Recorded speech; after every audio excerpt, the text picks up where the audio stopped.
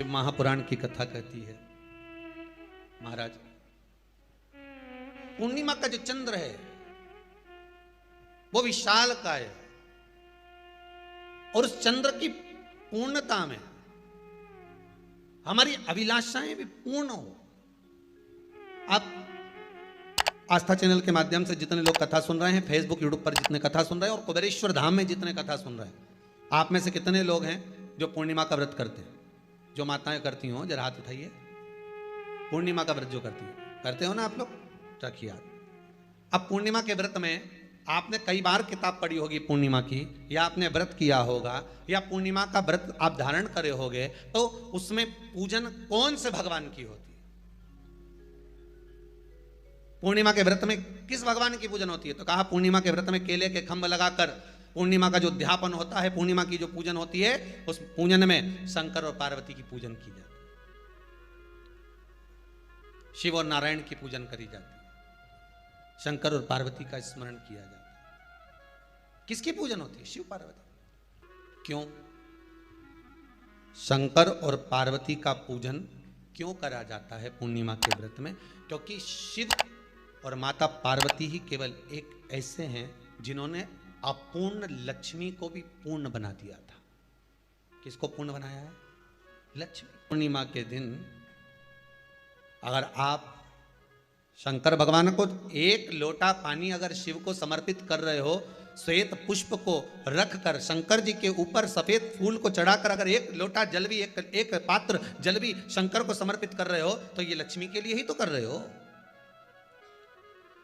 और कौन सी लक्ष्मी? पूर्ण लक्ष्मी। पूर्ण लक्ष्मी। आपको पहले भी कथा में कहा, एक बार भगवान विष्णु के सामने लक्ष्मी मैया ने बहुत तेज स्वर में कह दिया था, नारायण, दुनिया के लोग आपका नाम जपते हैं, दुनिया के लोग नारायण नारायण कहते हैं, दुनिया के लोग आपका भजन करते हैं, पर सत्य मायने में कहूं ना तो मेरे बिना दुनिया के लोगों की नहीं चल सकती, मेरे बिना दुनिया नहीं चल सकती, संसार मेरे बिना नहीं चल सकता। भगवान विष्णु ने कहा, यह तो गलत है लक्ष्मी आपका कहना। एक दिन लक्ष्मी को अहंकार आ गया, अहंकार के संबोधन जब माता लक्ष्मी करने लगी तो भगवान उसी समय पर भगवान विष्णु को क्रोध आ गया और भगवान विष्णु ने कह दिया, लक्ष्मी तू इतनी बड़ी बड़ी बात कहती है कि तेरे बिना नहीं रह सकती संसार। मैं तुझे कहता हूं लक्ष्मी, तू अपूर्ण है, तू अपूर्ण है, तू पूर्ण कब हो गई?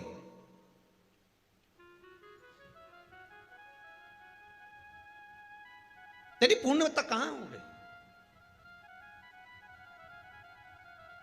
लक्ष्मी की आंख से आंसू बहने लगे। आज आपने मुझे अपूर्ण कहा है, आपको मालूम है आप मुझे अपूर्ण कह रहे हो? आपको यह ज्ञात हो रहा है आप मुझे अपूर्ण कह रहे हो? भगवान कहते हैं, हाँ लक्ष्मी मैंने तुझे अपूर्ण कहा है।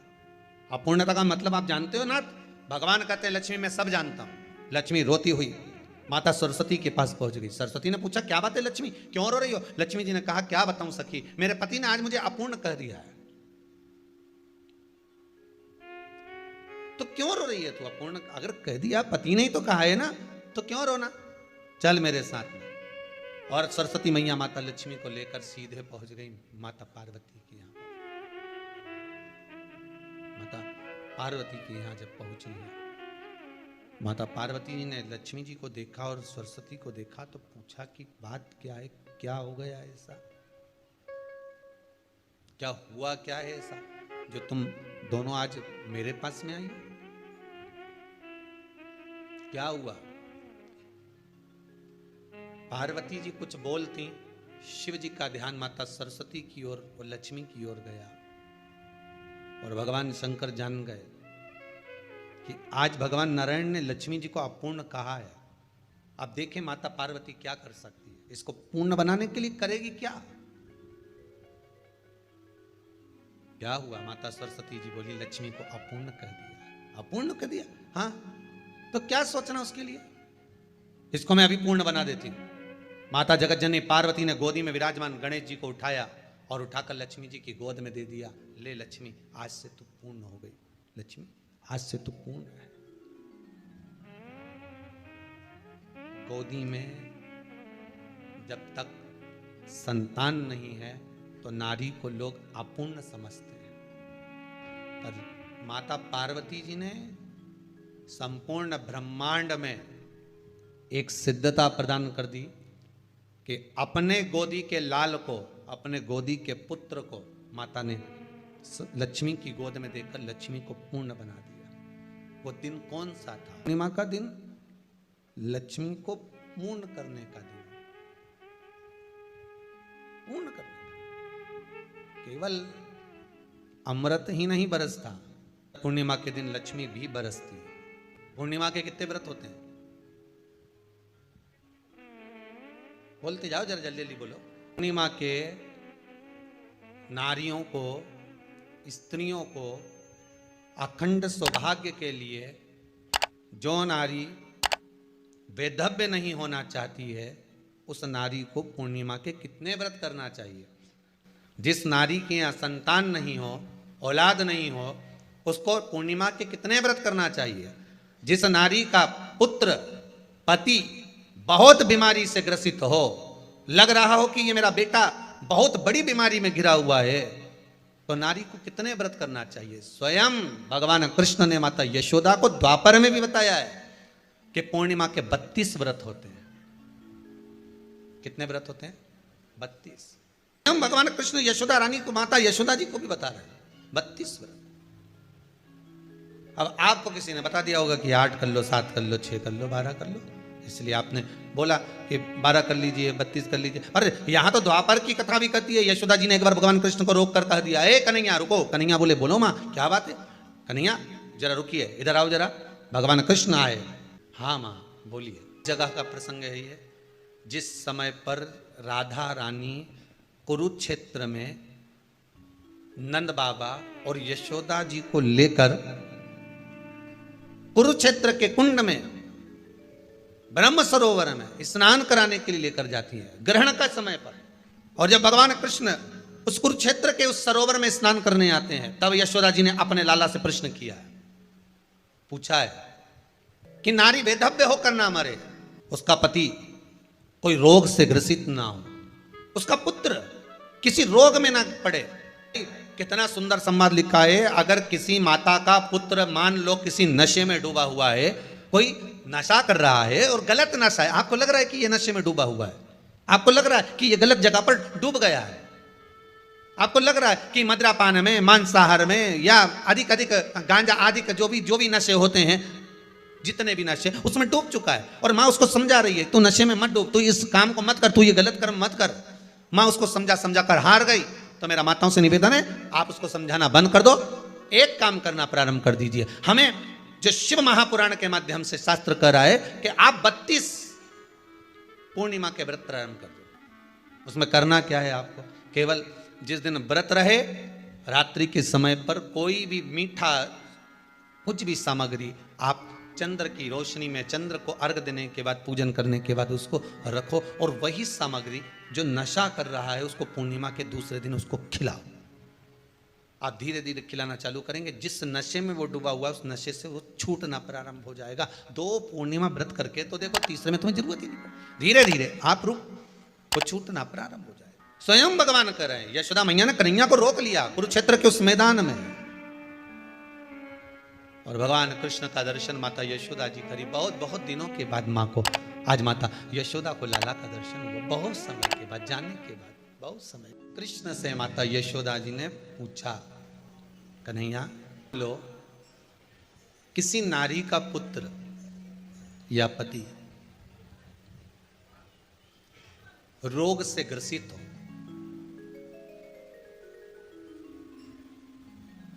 उसके पति की या पुत्र की आयु थोड़ी सी हो, तो हे कृष्ण, उस नारी को कौन सा व्रत धारण करना चाहिए या किसकी पूजन करना चाहिए? ये कुरुक्षेत्र की भूमि का संवाद है।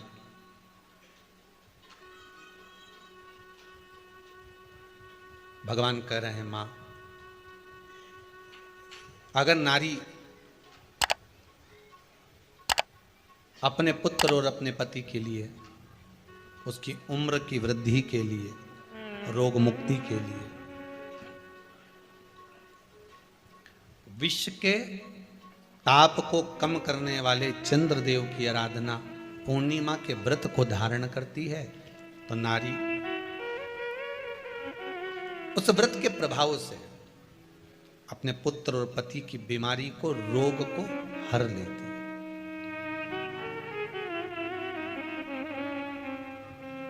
रोग का हरण कर लेती।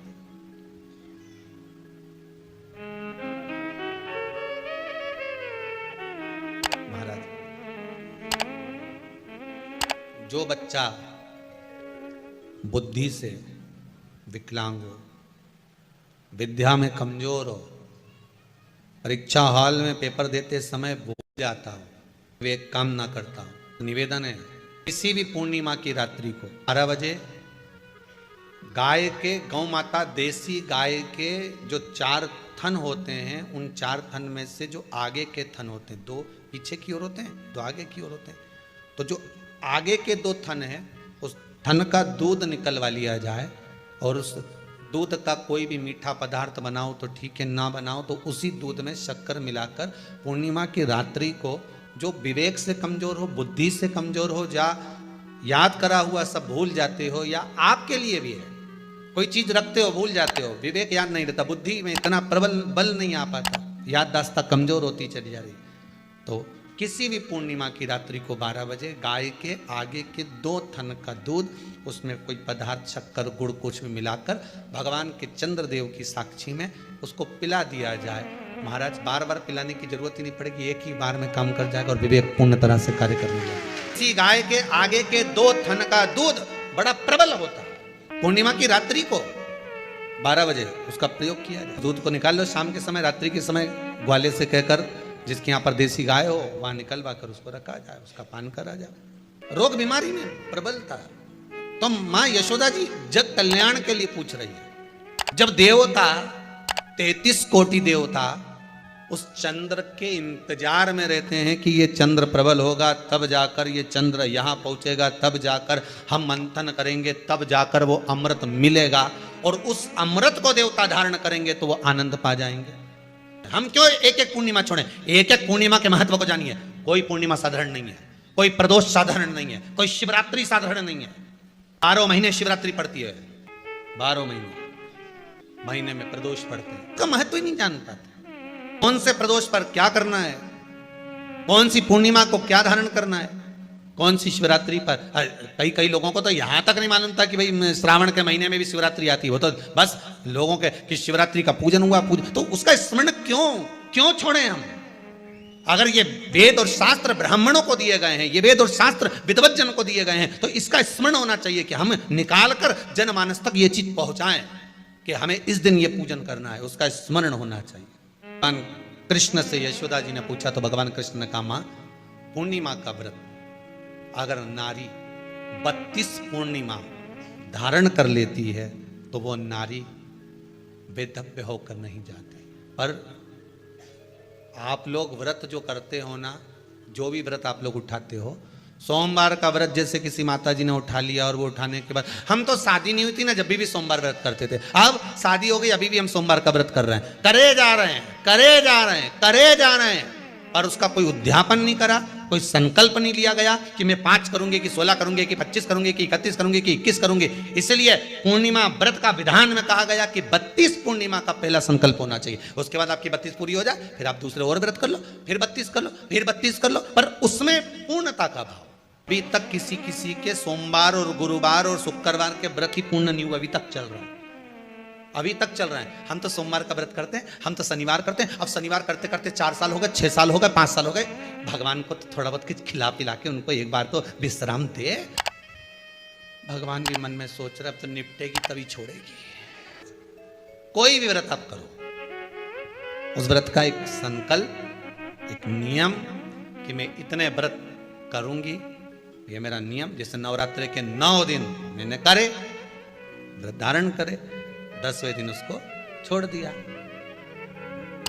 अब तुम तो सोच कर बैठी कि ये मैं 9 दिन धारण कर लूंगी, ने 1 दिन बाद एकादशी पड़ रही है तो 10वें के दिन कौन छोड़े, दशहरे का भी व्रत ये भी कर लूँ, 11 भी पूरी कर लूँ, उसके बाद प्रदोष भी कर लूँ, और प्रदोष के बाद में मैं फिर जो द्वादशी पड़ी, 12 पड़ी वो कर कुरा के इसके बाद ही छोड़ूंगी। थोड़ा सा जिस व्रत को उठाया गया, जिस व्रत का नियम लिया गया है, उस व्रत का प्रदान कर कर फिर उसको थोड़ा सा भाग प्रदान कर कर हमने ये व्रत पूर्ण कर लिया। भगवान हमारा ये व्रत आपकी कृपा से, हे विश्वनाथ, हे शंभु, हे त्रिकालदर्शी, हे कैलाशी, मेरी 26 एकादशी आज पूर्ण आपकी कृपा से हुई है, इसलिए मैं उद्यापन कर रही हूं, आपकी कृपा से कर रही हूं। उसके बाद फिर उठाऊंगी, फिर कर लूंगी, पर आज मैंने पूर्णता का भाव लिया। उद्यापन नहीं करो तो किसी विद्वान ब्राह्मण को घर में बुलाकर अभिषेक पूजन करा लो, उसको भोजन करा दो, दक्षिणा अधिक प्रदान कर कर उसको विदा कर दो, उसमें भी सुख का भाग। कितनी पूर्णिमा जम के बोल दो, 32 पूर्णिमा। कौन कर रहे हैं? भगवान कृष्ण। किसको कर रहे हैं? माता यशोदा को। किसने ये व्रत धारण किया? तुम्हें कुछ मालूम है किसका होता है ये व्रत? भगवान कृष्ण ने कहा ये शंकर और पार्वती का व्रत है। किसका व्रत है? शिव और पार्वती का। पूर्णिमा का व्रत शंकर और पार्वती का व्रत। तो कोई कहे कि ये तो भगवान कृष्ण का व्रत है, तो ये तो कृष्ण भगवान तो द्वापर में आए हैं, पर पूर्णिमा का व्रत तो स्वयं माता पार्वती जी ने भी धारण करा है। जिस समय पर कार्तिकेय महाराज को गंगा मैया प्रकट कर रही थी और तारकासुर का जब संहार करना था, तब माता पार्वती ने शंकर जी से पूछा था कि तारकासुर को मारने के लिए आपके पुत्र की जरूरत है, आपका पुत्र प्रकट कैसे होगा, क्योंकि आप तब साधना में लगे रहते हो। भगवान कहते हैं चिंता मत कर, तू एक काम कर, पूर्णिमा व्रत को धारण कर। मां पार्वती भी जिस व्रत को धारण करी है, तो कोई ये द्वापर का व्रत है क्या? यहां तो शास्त्र कह रहा है कि कोई भी अगर आप प्रसंग धारण कर रहे हो, कोई भी आप नियम धारण कर रहे हो, कोई भी आप व्रत धारण कर रहे हो, या आप किसी भी तरह का पुण्य भाग धारण कर रहे हो, तो उसमें जड़ की मूलता होना चाहिए। जड़ कहां? केवल पूर्णिमा का व्रत कोई केवल द्वापर का नहीं है, केवल त्रेता का नहीं, ये तो सतयुग के भी आगे का निकल चल, ना जाने कितने सतयुग, कितने त्रेता, कितने द्वापर हुए, तब से चला। नैनों में नंबर बढ़ते चले जा रहे हो, चश्मा उतर नहीं रहा हो, दूर का नहीं दिखे, कहीं किसी को पास का नहीं दिखे, रहते हैं। उसके लिए तुलसी की जो डंडी होती है, तुलसी जैसे बेलपत्र की जो ये डंडी है, ऐसे ही तुलसी का जो पत्ता होता है, उस पत्ते की जो डंडी होती है, उस डंडी को चंद्रमा को देखा जाता है। उस डंडी की जो कोर होती है, उस कोर को दृष्टि से मिलाया जाता है। माँ की रात्रि ठीक 12 बजे आप चंद्रमा की, जैसे चंद्रमा का भाग, उस चंद्रमा के भाग को आप उस डंडी के भाग से निहारने का प्रयास करिए। मार घर में आई है, घी का दिया लगाई है, उस घी के दीप को लगाने के बाद पूर्णिमा के दिन उस पर एक प्लेट थोड़ी तिरछी कर रख दो, जिससे उसकी कालोच काई की, उस दीप की, घी के दीप की कालोच उस प्लेट पर आ जाए। थोड़ी सी कालोच ले लीजिए, 5-10 मिनट में आ जाएगी। उसको गाय के घी में मिलाकर आंखों में सुरमा लगाकर रात्रि को सो जाइए। 3 दिन बाद आप महसूस करेंगे कि नेत्र की ज्योति बढ़ना प्रारंभ हो रही है। अब इस प्रयोग को करने में कोई धन लगा तुम्हारा? अरे बोलो तो सही, कोई दौलत लगी तुम्हारी, कोई संपदा, या फिर तुमने सियोर वाला महाराज के लाके खूब बटोर के दे दिया, कुछ लगा? नहीं। तुम करोगे, लाभ तुम्हें मिलेगा। ये जितनी पूर्णिमा के व्रत हैं, जितने 12 महीने जो पूर्णिमा पड़ती है, पूनम पड़ती है, ये भले दुनिया के लोग कहते हैं कि ये भगवान राधा और कृष्ण से संबंध, हम और कृष्ण से संबंध रखते हैं, पर इनका यदि सही संबंध समझा जाए, इनके सही संबंध का यदि स्मरण करा जाए, इनके सही संबंधों का यदि वर्णन किया जाए, तो शिव और चंद्रमा के जो मिलन का केंद्र बिंदु है वही पूर्णिमा है। केवल एक पूर्णिमा वहीं तक नहीं रही कि भगवान कृष्ण और राधा जी ने रास किया, केवल वहीं तक उसकी सीमितता नहीं है। बात ध्यान रखिएगा, यदि काया का रोग हो गया, मान लो शरीर कहीं से सफेद पड़ रहा है, कहीं से काला पड़ रहा है, शरीर में से खाल की फुकड़ी निकलना प्रारंभ हो गई हो, शरीर में काले काले चट्टे पड़ना चालू हो गए हों, या कोई विशेष रोग हो गया, कोई विशेष में रोग है, बीमारी है, काया बेकार हो रही है, तो सीधी सीधी बात शिव महापुराण की कथा कहती है, सुंदर आनंद में श्रवण कर कर आप अपने जीवन को, ये पूर्णिमा शिव महापुराण की कथा कहती आ रही है। कुछ नहीं करना, पीपल का एक पत्ता, उस पत्ते पर थोड़ा सा चावल, पूर्णिमा की रात्रि को अपने हाथ में लेकर अपने नयनों से लगाकर शरीर पर से स्वयं उतार कर उसको दरवाजे के पास रख दीजिए। पूर्णिमा की रात्रि को पूर्ण होने पर उस चावल को दूसरे दिन सूंघ कर बहते हुए पानी में डाल दीजिए। महाराज कितने भी रोग से ग्रसित हो गए, पीपल का एक पत्ता 52,000 ब्राह्मण की साक्षी कराता है। महाराज बहुत ध्यान देना, पीपल के वृक्ष में